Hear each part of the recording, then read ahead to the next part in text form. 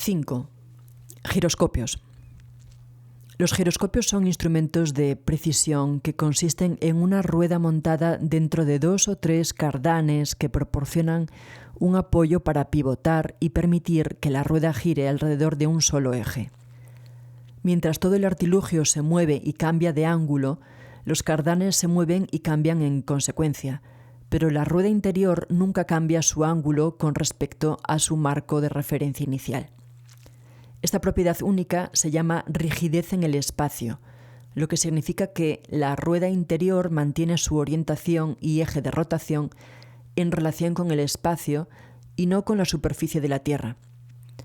Esto significa que si la base de un giroscopio se pone en movimiento con su eje en posición vertical y luego se coloca sobre una mesa durante 6 horas, debería girar 90 grados junto al globo giratorio terrestre. A medida que el globo gire bajo el giroscopio durante 6 horas, el eje debería moverse lentamente y cambiar de vertical a horizontal. Este experimento ha sido probado muchas veces con varios vídeos completos disponibles online y nunca cambia el eje vertical del giroscopio en absoluto. Si el modelo heliocéntrico fuera cierto, el giroscopio no solo detectaría el supuesto giro de 1000 millas por hora, 1852 kilómetros por hora del globo, sino también el de 67.000 millas por hora, 124.000 kilómetros por hora, alrededor del Sol, la espiral de 500.000 millas por hora, 926.000 kilómetros por hora de todo el sistema solar alrededor de la Vía Láctea galáctica y el viaje de infinitas millas por hora de toda la galaxia a través del universo. Dado que estos supuestos movimientos nunca se registran en los giroscopios de precisión, es claro que, al igual que la Tierra bola giratoria en la que se basan, no existen. Los giroscopios también son la tecnología que sustenta los sistemas de guía inercial y los indicadores del horizonte artificial de los aviones.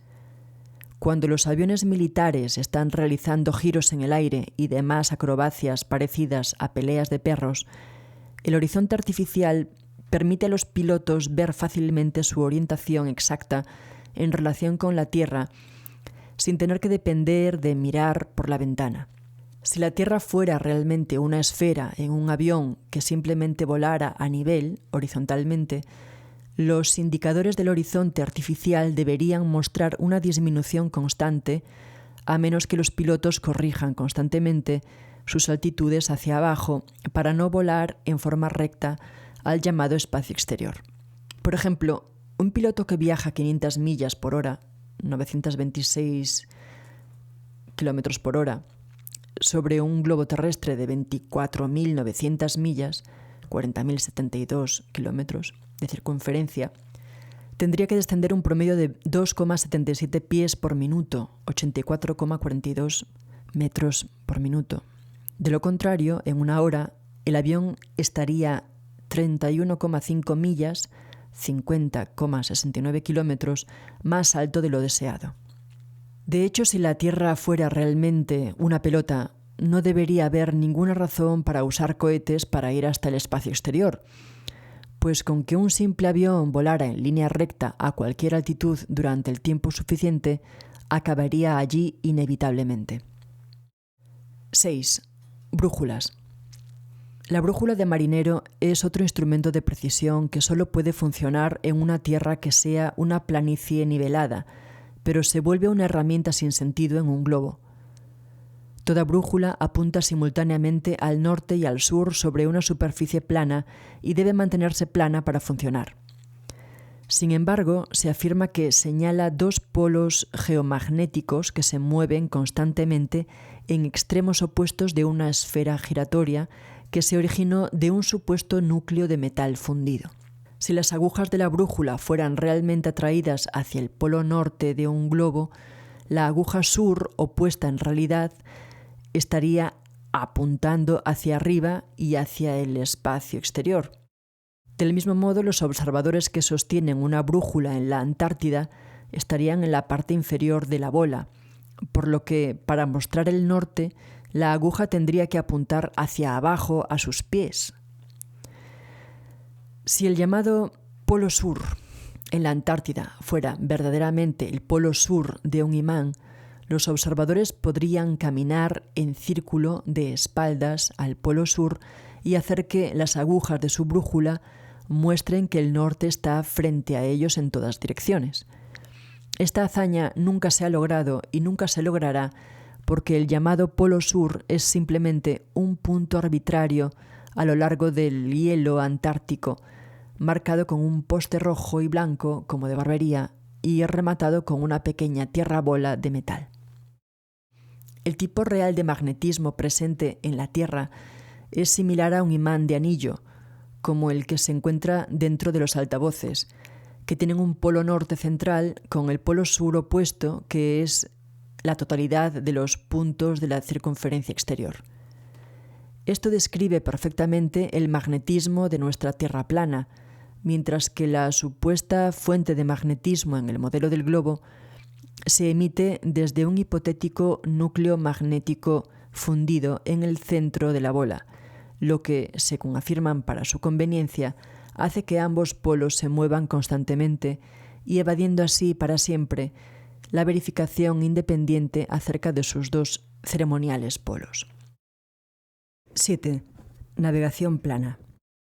Los capitanes de los barcos en la navegación de grandes distancias en el mar nunca necesitan tener en cuenta la supuesta curvatura de la Tierra en sus cálculos. Tanto en navegación loxodrómica como en navegación ortodrómica, los dos métodos de navegación más populares, usan trigonometría plana, no esférica, haciendo todos los cálculos matemáticos basándose en la suposición de que la Tierra es perfectamente plana. Si la Tierra fuera de hecho una esfera, tal errónea suposición daría lugar constantemente a evidentes inexactitudes. Sin embargo, la navegación loxodrómica ha funcionado perfectamente bien, tanto en la teoría como en la práctica, durante miles de años. Y la trigonometría plana ha demostrado una y otra vez más precisión que la trigonometría esférica para la determinación de distancias a través de los océanos. Es tan comúnmente utilizado que Navegación en Teoría y en Práctica afirma: en la práctica apenas se utilizan otras reglas que las derivadas de la navegación loxodrómica. La más grande y seria objeción a la navegación loxodrómica es que la longitud no se logra con precisión, aunque en la práctica se logra con más frecuencia que con cualquier otro método. Tanto la latitud como la longitud son más a menudo y con mayor precisión logradas al asumir que la Tierra es plana, más que al asumir que la Tierra sea esférica. Citando 100 pruebas de que la Tierra no es un globo, por William Carpenter, si la Tierra fuera un globo, un modelo pequeño de globo terráqueo sería lo mejor porque sería lo más real que pudiera tomar el navegante para llevar a la mar con él. Pero tal cosa se sabe que no ocurre. Con un juguete de esos como guía, con certeza el marinero naufragaría. Esta es una buena prueba de que la Tierra no es un globo. 8. Construcciones. Agrimensores, ingenieros, arquitectos y constructores nunca están obligados a tener en cuenta la supuesta curvatura de la Tierra en sus proyectos. Las plomadas se utilizan para establecer el datum vertical y luego se usan nivelaciones para establecer el datum horizontal y colocar cimientos planos en grandes extensiones. Si la Tierra fuera realmente un globo de tales proporciones, los constructores se encontrarían constantemente desviándose de sus datum establecidos, tanto verticales como horizontales. Pero en realidad canales, ferrocarriles, puentes, túneles y otros proyectos de grandes dimensiones siempre se disponen horizontalmente, a menudo a lo largo de cientos de kilómetros, sin ninguna consideración de la curvatura y sin desviarse del datum establecido. Según lo declarado por el topógrafo T. Westwood en la revista Earth Review, en la nivelación trabajo a partir de marcas de ordenanzas o niveles de canal para obtener la altura sobre el nivel del mar. El acertijo para mí solía ser que a lo largo de varias millas cada nivel era y es tratado en toda su longitud como el mismo nivel de un extremo a otro, sin tener la menor consideración de la curvatura. El canal de Suez, que conecta el mar Mediterráneo con el Golfo de Suez en el Mar Rojo, es una prueba clara de la no convexidad tanto de la tierra como de las aguas. El canal tiene 100 millas, 193 kilómetros de largo, y no tiene esclusas, por lo que el agua dentro es una continuación ininterrumpida del mar Mediterráneo al Mar Rojo. Cuando se construyó no se tuvo en cuenta la supuesta curvatura de la Tierra. Fue excavado a lo largo de un datum horizontal de 26 pies, 7,9 metros, por debajo del nivel del mar, pasando a través de varios lagos de un mar al otro con la línea datum y la superficie del agua corriendo perfectamente paralelas a lo largo de las 100 millas, 193 kilómetros. Otro buen ejemplo es el puente Dunyan-Kunchang, el puente más largo del mundo de poco más de 102 millas de largo, 164 kilómetros, que corre paralelo al río Yangtze y conecta las provincias de Shanghái y Nanjing. Este puente tiene aproximadamente la misma longitud que el canal de Suez y también fue construido sin tener en cuenta la supuesta curvatura de la Tierra. Si la Tierra fuera en realidad un globo de 24.900 millas, 40.000 kilómetros de circunferencia, la trigonometría esférica dicta que el centro del canal de Suez y el puente Dunyan-Kunchang sobresaldría más de 1.666 pies, 507 metros, más alto que cualquiera de los dos extremos. El ingeniero Winkler fue consultado en la revista Earth Review con respecto a la supuesta curvatura de la Tierra, afirmando que, como ingeniero activo durante muchos años, vi que esta asignación absurda solo está permitida en los libros de texto. Ningún ingeniero soñaría con permitir nada por el estilo. He proyectado muchas millas de ferrocarriles y muchas más de canales, y la concesión por curvatura nunca siquiera se ha pensado y mucho menos permitido.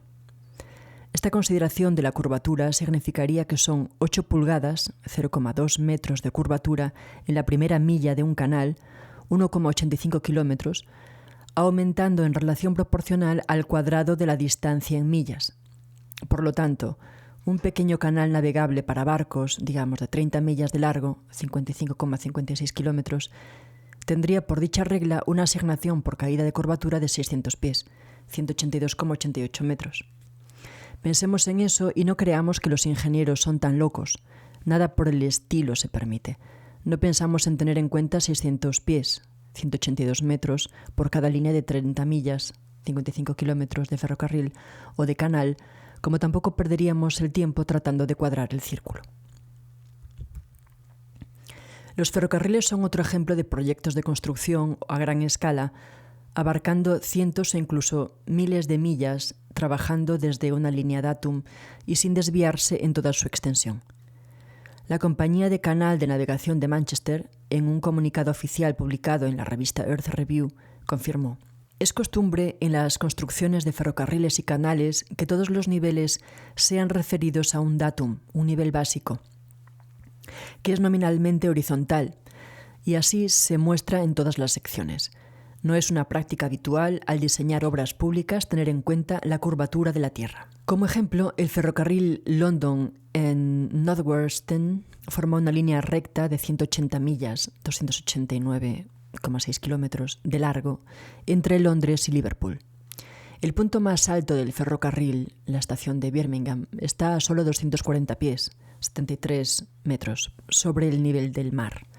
Pero si la Tierra fuera en realidad un globo de tales proporciones, el tramo de 180 millas, 289 kilómetros de riel, formaría un arco con su punto central en Birmingham, elevándose más de una milla, 1.609 kilómetros, a 5.400 pies completos, 1,64 kilómetros, sobre Londres y Liverpool. Un agrimensor e ingeniero de 30 años, en la publicación del Birmingham Weekly, Mercury, dijo: estoy exhaustivamente familiarizado con la teoría y la práctica de la ingeniería civil Y por intolerantes que puedan ser algunos de nuestros profesores en la teoría de topografiar de acuerdo a las reglas prescritas, es bien sabido entre nosotros que tales medidas teóricas son inviables en cualquier ilustración práctica. Todas nuestras locomotoras están diseñadas para funcionar en lo que se puede considerar como niveles reales o planicies. Por supuesto, hay pequeñas inclinaciones o gradientes aquí y allá, pero siempre están definidos con precisión y deben atravesarse con cuidado. Cualquier cosa que se acercara a 8 pulgadas, 20,32 centímetros por milla, 1,61 kilómetros, aumentando como el cuadrado de la distancia, no podría ser realizado por ningún motor alguna vez construido. Comparando una estación con otra en toda Inglaterra y Escocia, se puede afirmar que todas las plataformas están en el mismo nivel relativo. La distancia entre las costas del este y las del oeste de Inglaterra puede fijarse en 300 millas, 482,80 kilómetros. Si la prescrita curvatura fuera de hecho como se representa, las estaciones centrales de Rugby o Warwick deberían estar cerca de 3 millas, 4,82 kilómetros más alto que una cuerda tirada de las dos extremidades. Si tal fuera el caso, no se podría encontrar un solo conductor o fogonero dentro del reino que se hiciera cargo del tren. Solo podemos reírnos de los lectores que, en términos de seriedad, dan crédito por hazañas tan arriesgadas como hacer circular trenes alrededor de curvas esféricas. Las curvas a nivel son lo suficientemente peligrosas, las curvas verticales serían 1000 veces peores y con nuestros fierros rodantes construidos hoy en día, físicamente imposibles. 9. Fotografía de larga distancia. Constantemente podemos observar objetos a distancias increíblemente largas, más allá de lo que sería posible si la Tierra fuera un globo de tales proporciones. Introduciendo la altura y la distancia de la vista de un observador en una calculadora de curvatura terrestre, es fácil verificar cuánto debería estar oculto un objetivo en un globo terráqueo. Por ejemplo, a menudo es posible ver el horizonte de Chicago desde el nivel del mar a 60 millas de distancia, 111,1 kilómetros, a través del lago Michigan. En 2015, después de que el fotógrafo Joshua Novitsky fotografiara este fenómeno, varios canales de noticias afirmaron rápidamente que su imagen era un espejismo superior, una anomalía atmosférica causada por la inversión de temperatura. Mientras esto ciertamente ocurre, la silueta de los edificios en cuestión estaba bien arriba y se veía claramente, diferenciándose de un confuso espejismo ilusorio. Y en una tierra bola de 24.900 millas, 40.072 kilómetros de circunferencia, debería estar a un total de 2.400 pies, 731,5 metros, por debajo del horizonte. En Génova, Italia, desde solo 70 pies, 21,33 metros por encima del nivel del mar, en días despejados, es posible ver las lejanas islas de Elba, Gorgona, Capri y Córcega, que están respectivamente a 81, 99, 102 y 125 millas de distancia. 150, 183, 188 y 231 kilómetros de distancia. Si la Tierra fuera un globo de tales proporciones, las 4 islas nunca podrían ser visibles para tal observador, pues estarían ocultas tras 3.300, 5.200, 5.600 y 8.700 pies. Esto es 1, 1,5, 1,7 y 2,65 kilómetros de curvatura en el agua. Desde Anchorage a Alaska, a una elevación de 102 pies, 31 metros, en días despejados se pueden ver tanto el monte Foraker como el monte McKinley en su totalidad desde la base hasta la cima a simple vista a 120 y 130 millas de distancia, 193 y 209,2 kilómetros respectivamente. Si la Tierra fuera realmente una bola de tal circunferencia, ambas montañas deberían estar inclinadas hacia atrás desde el observador con la mitad inferior de cada montaña completamente fuera de la vista. Según cálculos verificables de curvatura, 7.719 pies de los 17.400 pies de altura, es decir, 2,3 de 5,3 kilómetros de altura del pico del Mount Foraker, y 9.220 pies de los 20.320 de altura, 2,8 de los 6,1 kilómetros de altura del monte McKinley, deberían estar ocultos detrás de una gigantesca protuberancia de la curvatura de la Tierra globo. La fotografía con zoom de mayor distancia que actualmente bate récords es el Pic Gaspard desde el Pic Finistrells a la friolera suma de 275 millas de distancia, 442,5 kilómetros, con una altura de observación de aproximadamente 9.000 pies, 2,7 kilómetros, de los cuales, basado en los cálculos de curvatura correctos, toda la montaña de 12.740 pies, 3,88 kilómetros, debería ser invisible detrás de casi 6 millas, 9,6 kilómetros de tierra curvada. Incluso más recientemente, terraplanistas como J. Toland Media han estado filmando usando cámaras infrarrojas con zoom a grandes alturas y han capturado lagos, montañas y otros puntos de referencia a distancias increíbles de miles de millas de distancia. Si la Tierra fuera realmente un globo del tamaño que se nos dice, muchos de los puntos de referencia fotografiados estarían ocultos incluso a más de 70 millas, 112 kilómetros de tierra curvada.